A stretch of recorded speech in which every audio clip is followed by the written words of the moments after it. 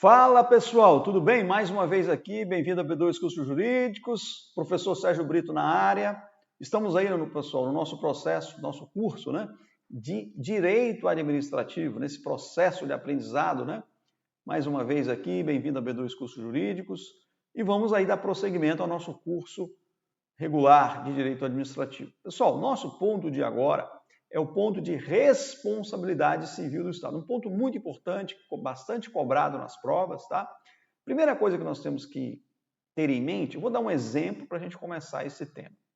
Imagine você que Joãozinho é um servidor público lá do Ministério da Economia, ele é motorista e ele estava com a viatura ali, né, o veículo público, e ao dirigir esse veículo, ele se envolve num acidente, tá? Ele estava conduzindo ali alguns documentos para uma repartição e ele se envolve num acidente.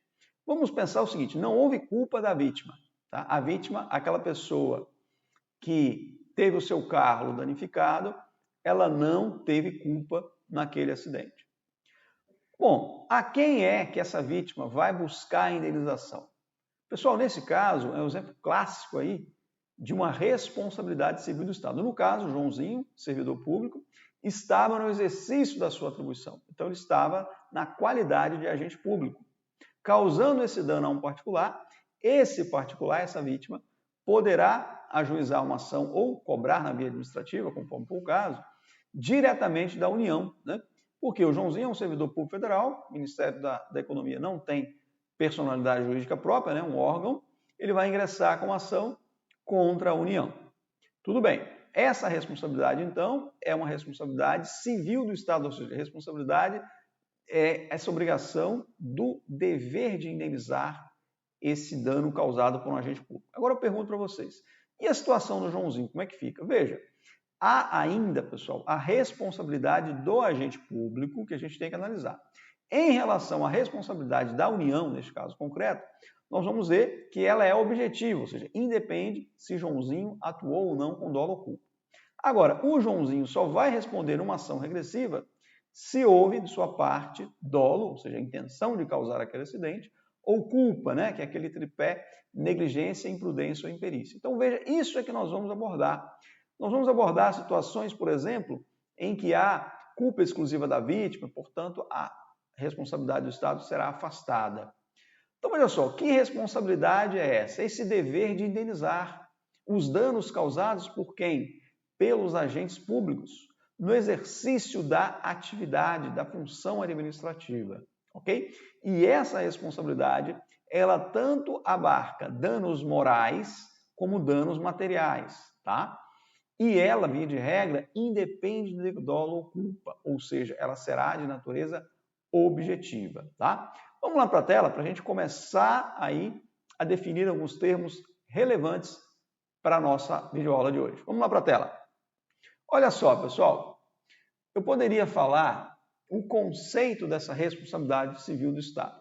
Então, é a obrigação, ou seja, o dever do Estado de quê? Indenizar. Indenizar é botar a mão no bolso. Indenizar o quê? Os danos. Que danos, professor?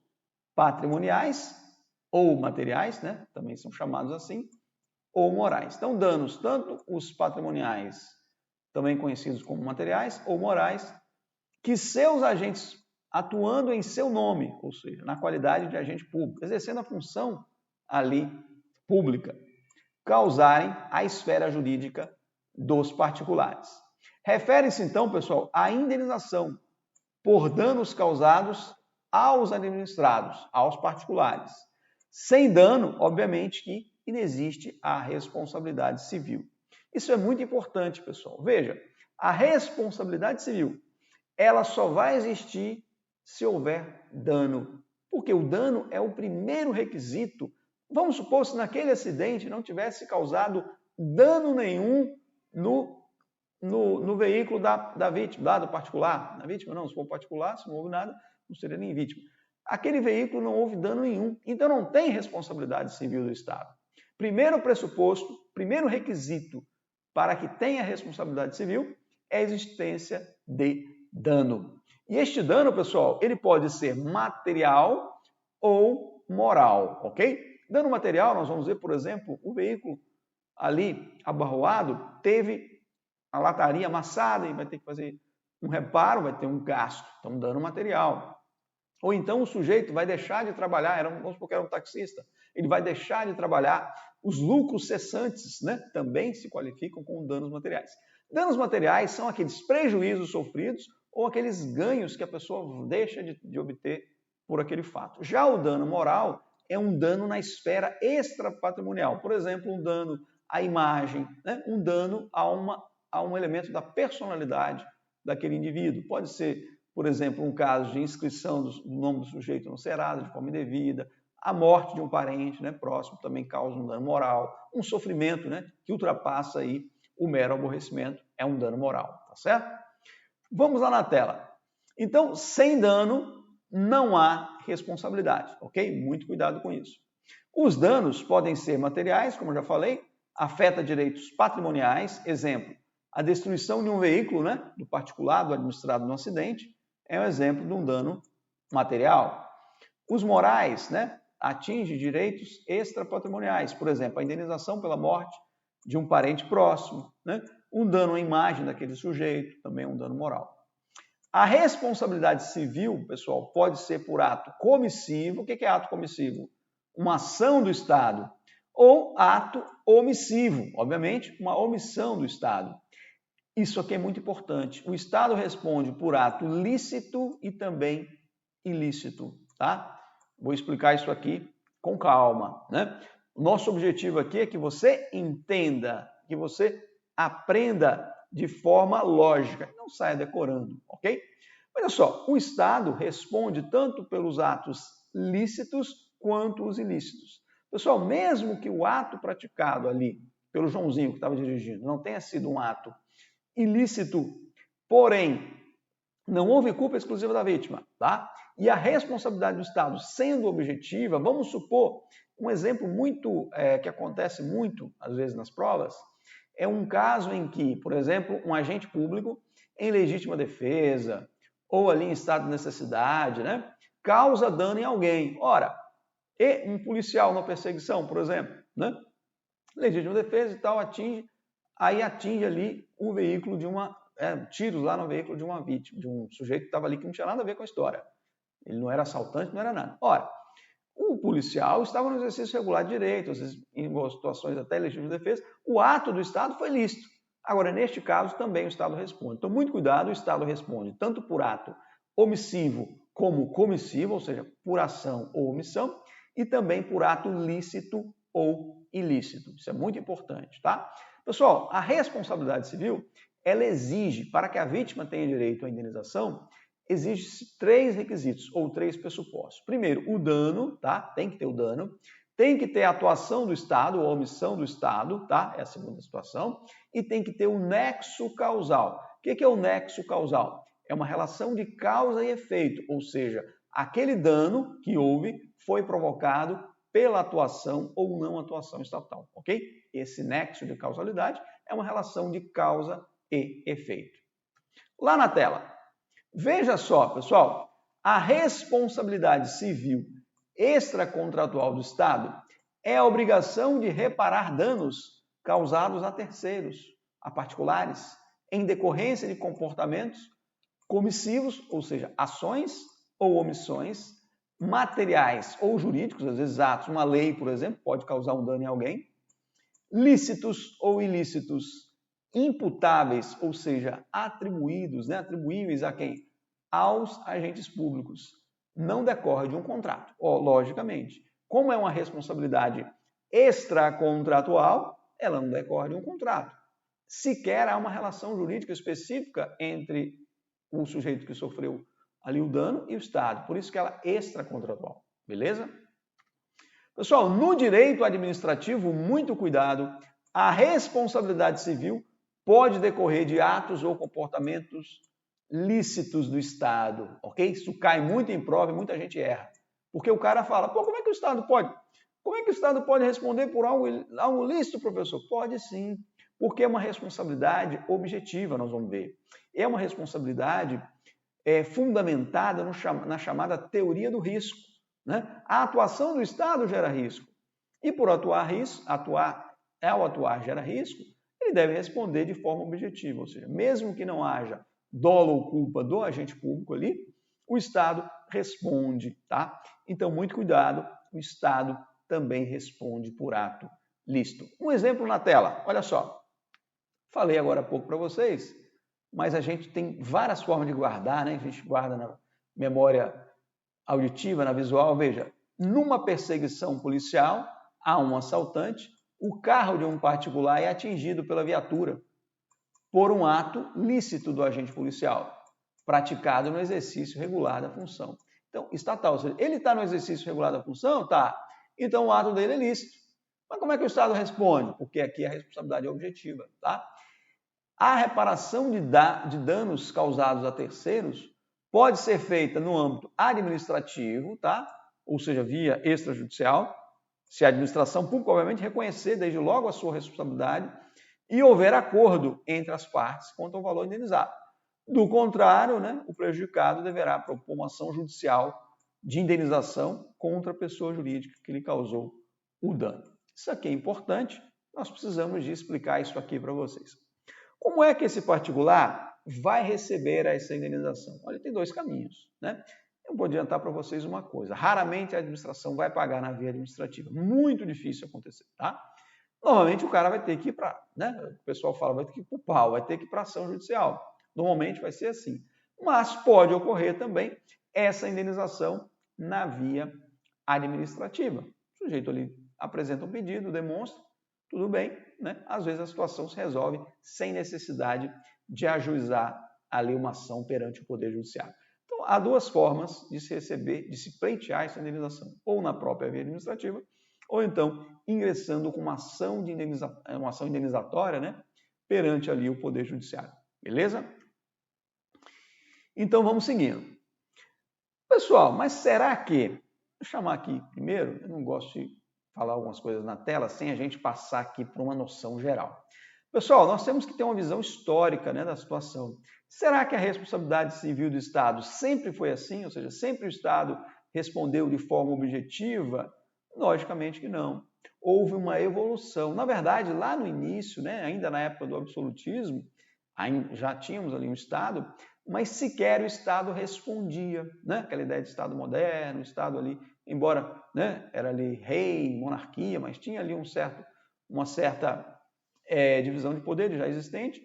Naquele momento, o Estado não respondia. Por que não respondia no absolutismo? Porque o rei não podia errar. Se o rei não errava, ele não indenizava. Depois se passou, pessoal, por uma teoria civilista, permitindo uma indenização. Aí começou na situação de diferenciação entre os atos, se o ato era de império ou se o ato era de gestão, tá? Se fosse ato de gestão, o Estado respondia. Se fosse ato de império, ele não respondia, tá? Isso tudo é uma evolução. Depois se chegou numa responsabilidade baseada na culpa individual do agente, ou seja, se o agente público tivesse atuado com culpa ou com dolo, né? Culpa aí no sentido estrito falando, que são aqueles três elementos básicos, né? Aquele tripé da culpa.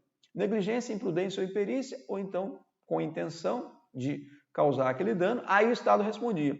Se não fosse enquadrado nessas hipóteses de culpa individual, não respondia. Depois evoluiu para teorias publicistas, né? No primeiro momento, com base na chamada culpa anônima, ou culpa do serviço, ou culpa administrativa, né?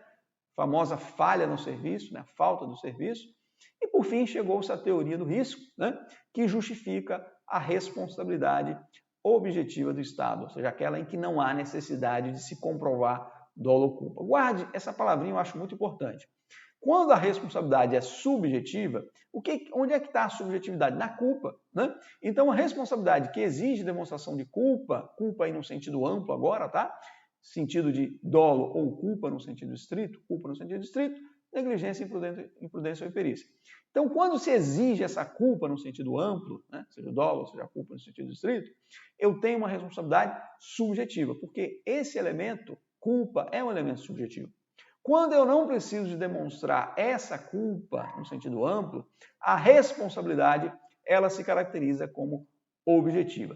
Vamos agora para essa evolução histórica, lembrando que nós tivemos um primeiro momento em que o Estado não respondia, depois passou a responder com base nas teorias civilistas, depois teorias publicistas, né, que chegou aí a essa conformação atual da responsabilidade objetiva como regra. Bem, vamos lá para a tela. Olha só, pessoal, lá no início, né, havia a teoria da irresponsabilidade do Estado, do absolutismo, né? O Estado jamais respondia, né? The king, eu não conheço muito inglês, mas the king can do no wrong. Can do no wrong. O rei não pode errar, né? Aí quem saca inglês, né, é nesse sentido. Depois passamos pela teoria civilistas, ou seja, a teoria dos atos de império e dos atos de gestão surgiu como forma de abrandar a teoria da irresponsabilidade, de forma que o Estado aqui só respondia no caso de atos de gestão. A administração impede igualdade, porque nos atos de gestão, pessoal, é aquela relação jurídica horizontal, né? Então, neste caso, nesse primeiro momento, o Estado respondia só nesses atos de gestão, atos de império não. Depois evoluiu para a teoria da culpa civil, ou da responsabilidade subjetiva. Responsabilidade com culpa comum do Estado, né? O Estado só respondia quando comprovado o dolo, ou seja, a intenção, né, de praticar aquilo, ou a culpa no seu sentido estrito ali, negligência, imprudência ou imperícia, individual do agente público, tá? Nesse momento aí histórico, era a teoria civilista da responsabilidade subjetiva. Pessoal, era civilista em qual sentido? Se exigia a intenção do agente público, ou o dolo, ou a culpa, desculpa. O dolo ou a culpa no sentido estrito. Se não houvesse isso, o Estado não respondia. É muito difícil, às vezes, até encontrar o agente que praticou o ato danoso, quanto mais comprovar que ele atuou com dolo ou culpa. Então, precisava de uma evolução, precisava de facilitar um pouco mais a vida ali do particular. Então, passamos agora para um terceiro momento, que vieram as teorias publicistas, né? E se originou no famoso caso Blanco, né? Uma menina chamada Agnes Blanco, pessoal, deixa eu só contar essa historinha aqui, às vezes essa historinha ajuda, né? Uma menina de 5 anos de idade, na época, lá em 1873, né? Na cidade de Bordeaux, ela foi atropelada. A Companhia de Fumo, a Companhia Nacional de Fumo, você vê, o Estado explorava o fumo como serviço público naquela época, né? No século XIX. Então, essa vagão ali, né, dessa Companhia Nacional de Fumo, atingiu uma menina de 5 anos e ela teve que amputar a sua perna, tá certo? O pai da menina ingressou com uma ação para receber uma indenização, né, em função disso. E na ocasião houve uma discussão de quem é que julgava aquele caso. Por quê, pessoal? Nós sabemos que na França nós temos a dualidade de jurisdição. Nesse caso ocorreu na França, cidade de Bordeaux, dualidade de jurisdição. Então ficou primeiro aquela dúvida. Foi no Poder Judiciário, o Poder Judiciário entendeu que ali não era uma demanda civil, que se tratava de uma ação em face do Estado, deveria ser julgado pelo contencioso administrativo. E lá na via administrativa também eles disseram que não tinha competência, isso foi para o Tribunal de Conflitos, né, de competência, né, e ali decidiu-se que aquela situação era uma situação diferente de uma responsabilidade civil entre particulares, que ali havia uma regra especial de responsabilidade que deveria ser julgada na via administrativa, ou seja, no contencioso administrativo, e, ao final, foi concedido um direito para que ela fosse indenizada, né, com uma pensão vitalícia. Então, veja neste caso, esse caso foi o caso que abriu essa primeira ideia da responsabilidade do Estado, civil do Estado, com base nessa teoria publicista. Naquele momento, pessoal, se adotou a questão da falha do serviço. O serviço funcionou mal, o serviço retardou, né? Ele atrasou quando não deveria atrasar, ele não funcionou, né, quando deveria funcionar, ou ele funcionou mal, tá? Então, com base nisso, a primeira ideia dessa ideia de responsabilidade, né, na teoria publicista foi uma culpa anônima ou culpa do serviço. E depois evoluiu para a teoria do risco administrativo. Vamos lá para a tela, pessoal. Olha só, a teoria da culpa administrativa, a culpa do serviço ou culpa anônima, ou teoria do acidente administrativo, né? Olha que nome. Teoria do acidente administrativo, a culpa do serviço, a falha do serviço, né? Distingue a culpa individual do agente público da culpa administrativa ou culpa anônima. Anônima por quê? Eu não sei quem foi. Anônima. Ou do serviço. Baseia-se na ideia da culpa do serviço, na falha do serviço, né? Aí já em francês, ó. A falta do serviço. Não sei como é que fala aí. Quem aí saca francês, né? Eu não vou nem me arriscar aqui a pronunciar. Falha do serviço. A culpa do serviço porque o serviço público não existiu ou não funcionou, devendo funcionar, ou o quê? Funcionou mal ou atrasou. Trata-se da teoria publicista da responsabilidade subjetiva. Então, veja, ela é adotada no Brasil, no caso de omissão do Estado, mas hoje é uma certa divergência que nós vamos falar daqui a pouco. Então, a primeira teoria publicista, ela surgiu com base nessa teoria subjetiva, a responsabilidade subjetiva. Porém, não era uma responsabilidade subjetiva onde deveria se comprovar a culpa individual. Bastaria comprovar a culpa do serviço, a culpa anônima ou a culpa administrativa. São todos sinônimos, tá? Essa teoria... Desculpa, pessoal. Eu já estou meio ruim da garganta. Dentro dessa teoria do acidente administrativo. Mas vamos seguir aqui. Então, veja, nesta situação, o que nós temos, pessoal? Não há necessidade da vítima comprovar a culpa individual, mas simplesmente a culpa anônima, a culpa do serviço ou a culpa administrativa, ok? Agora vamos avançar, desculpe mais uma vez, a teoria do risco, tá? É a segunda teoria que veio explicar, evoluindo isso aí, né? É a teoria que fundamenta a responsabilidade objetiva, ou seja, aquela responsabilidade que independe de culpa. É a teoria publicista da responsabilidade objetiva. Baseia-se no argumento de que, olha só, qual que é a ideia? A atuação estatal, a atuação do Estado, ela gera risco. Como ela gera risco, não é justo que o Estado atua buscando o quê? Uma finalidade pública. E quando o Estado, ao atuar, causa dano em alguém, não seria justo que esta pessoa respondesse sozinha por esse prejuízo. Então, tem que se haver uma possibilidade de repartição desses, né? Se a administração busca o interesse coletivo, o interesse da coletividade, ao atuar, né, ela causa dano em alguém, então não se pode exigir uma culpa naquela atuação para que a vítima tenha direito à indenização.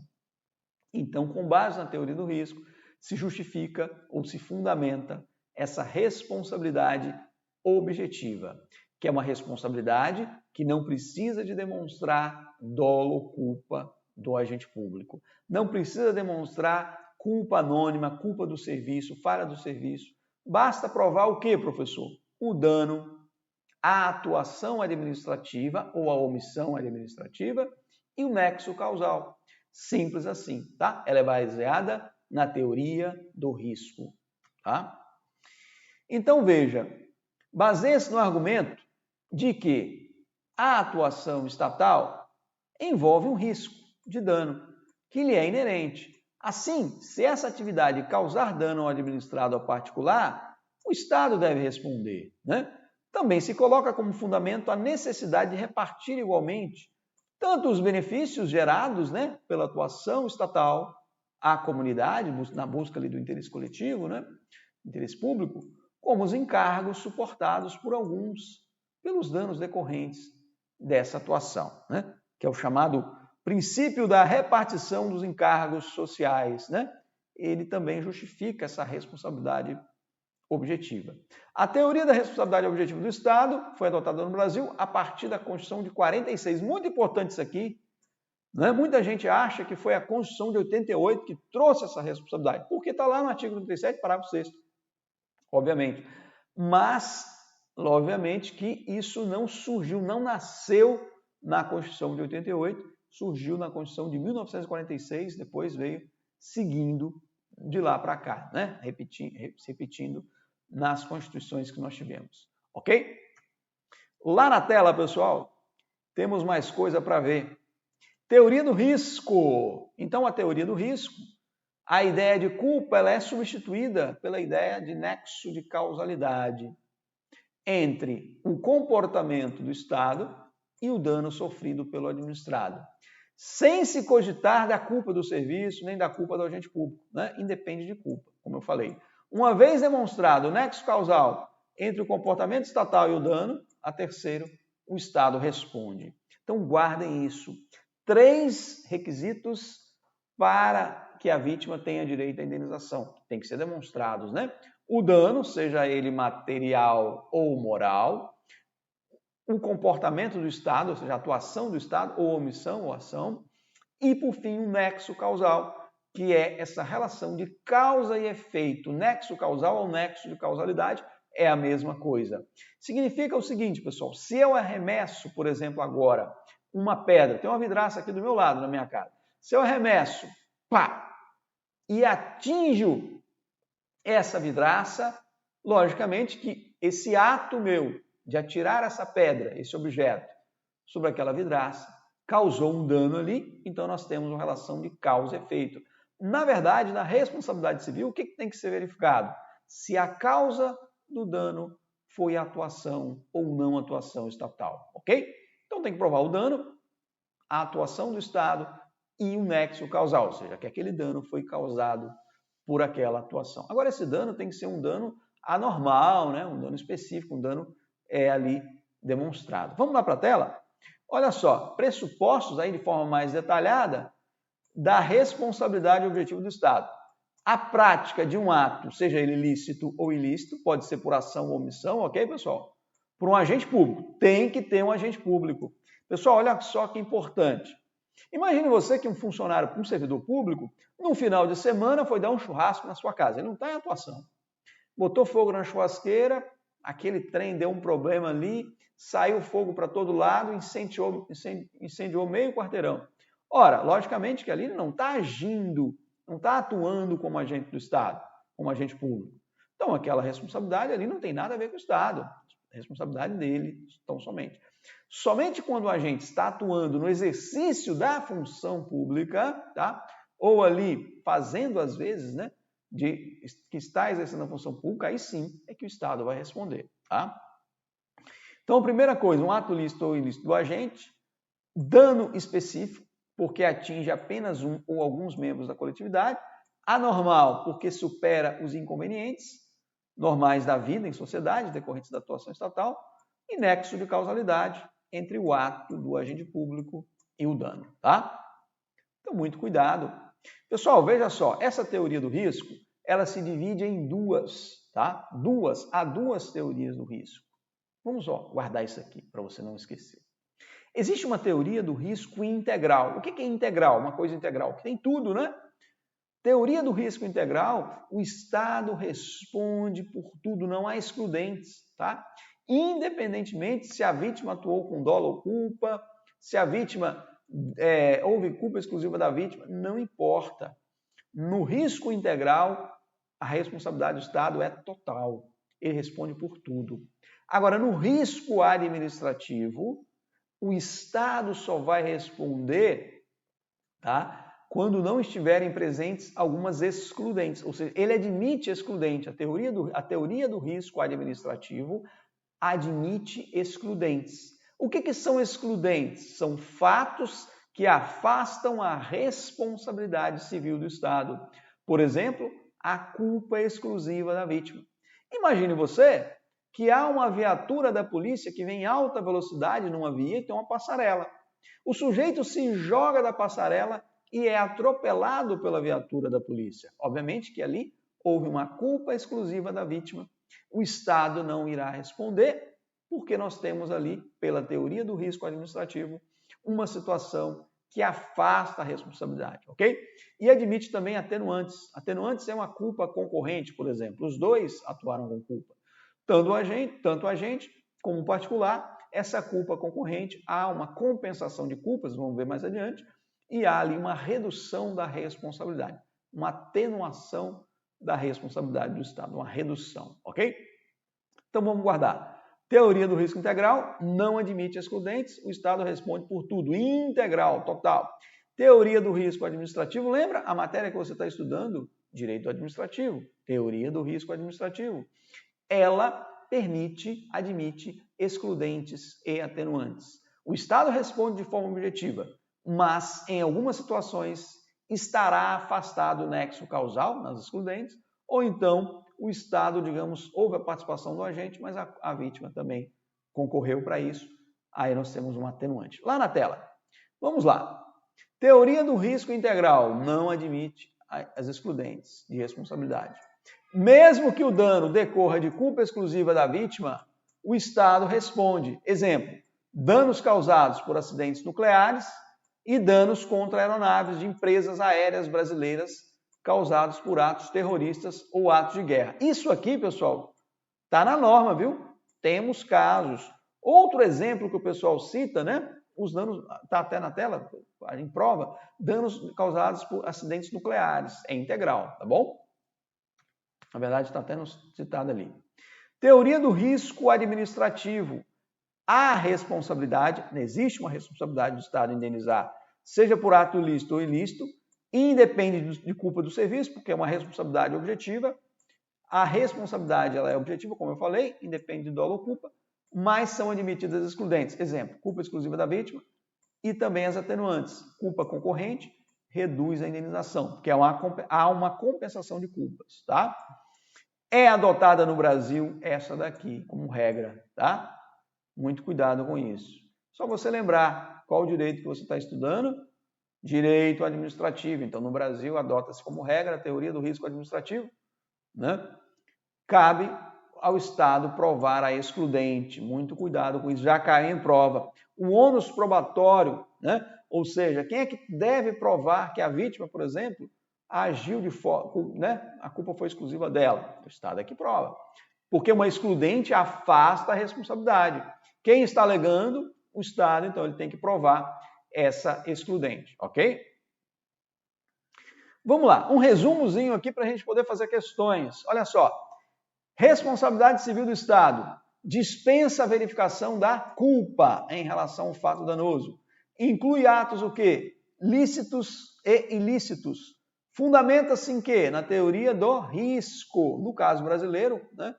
Teoria do risco administrativo, que vai admitir as excludentes e atenuantes. Resultou de um processo evolutivo, não surgiu de agora, né? Passando a conferir maior benefício, ou seja, à vítima, ao lesado, que fica dispensado de provar alguns elementos que dificultavam o surgimento do direito à reparação do dano. Como, por exemplo, não precisa mais de identificar o agente, não precisa de estabelecer a culpa do agente, né? Nem comprovar que houve falta do serviço. Ela está prevista onde? No artigo 37, parágrafo 6º da Constituição, que tem o seguinte texto. Pessoal, você tem que ler texto de lei e texto de Constituição. A doutrina te ajuda a entender os textos. Agora, você jamais, né, deve de deixar de ler o texto. Leia o texto. E depois, pode ser que na sua prova, caia o texto da norma. E você se preocupou tanto com doutrina, com interpretação, e não guardou o texto da norma. Então é importante saber o texto, tá? Leia. Na verdade, o direito é formado por 3 coisas. A lei, a doutrina e a jurisprudência. Então, um jurista com J maiúsculo, né, ele tem que navegar por esses 3 elementos. A norma, a lei, a doutrina e também a jurisprudência. Tá? Vamos lá, olha só. As pessoas jurídicas de direito público e as de direito privado, prestadora de serviço público, nós vamos ver que as de direito privado que prestarem serviço público também responderão, né, de forma objetiva, responderão pelos danos que seus agentes nessa qualidade causarem a terceiro, assegurado o direito de regresso contra o responsável nos casos de dolo ou culpa. A norma, pessoal, só exige dolo ou culpa para o direito de regresso.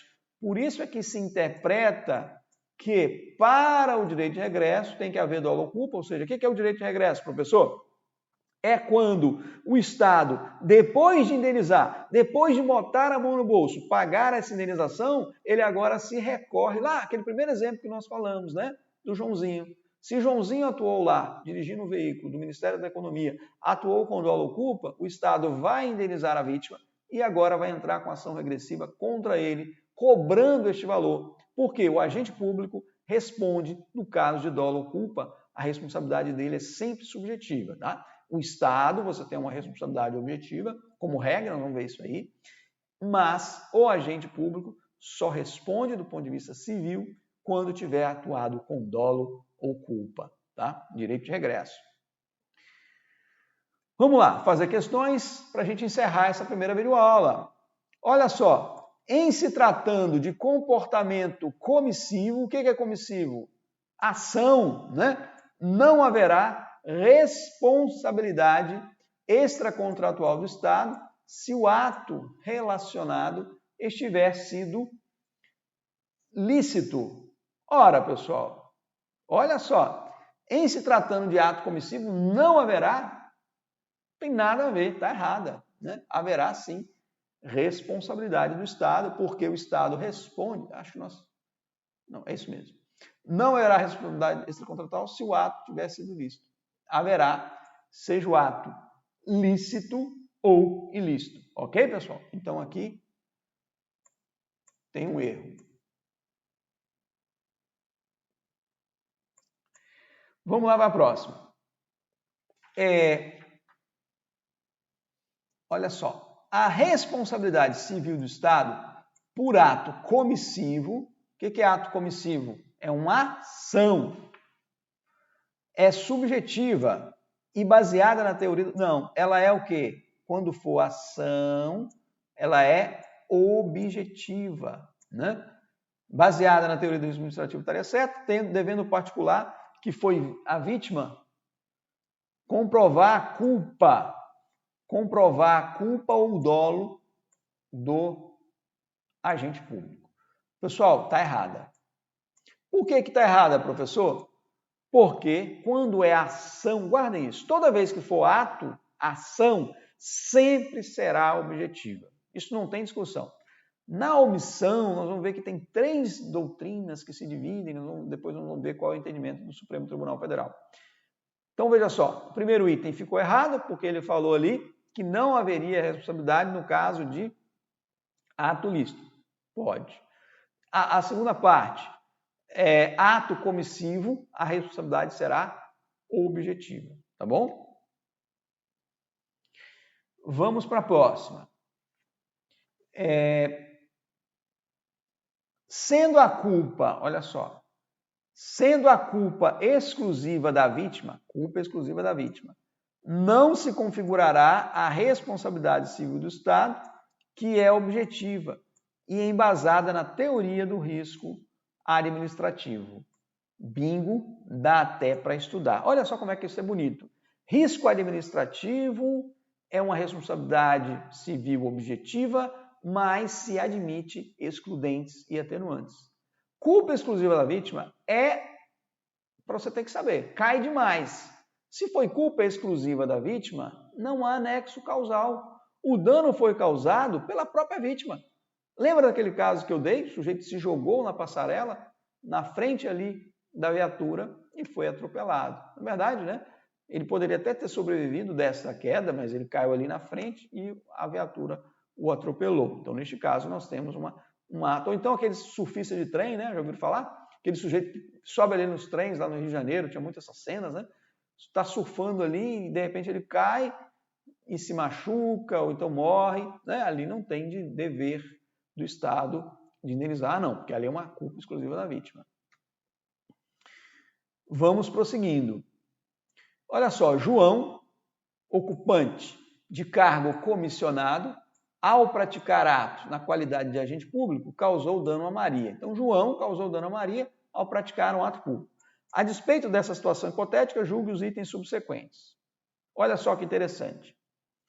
Não demonstrada nenhuma causa excludente, não foi demonstrada nenhuma excludente, o Estado deverá se responsabilizar pelo ato lesivo de João, mesmo que este não exerça cargo público efetivo. Pessoal, ele aqui exerce um cargo em comissão, um cargo comissionado, que não exige concurso para ingresso. Ele é agente público do mesmo jeito.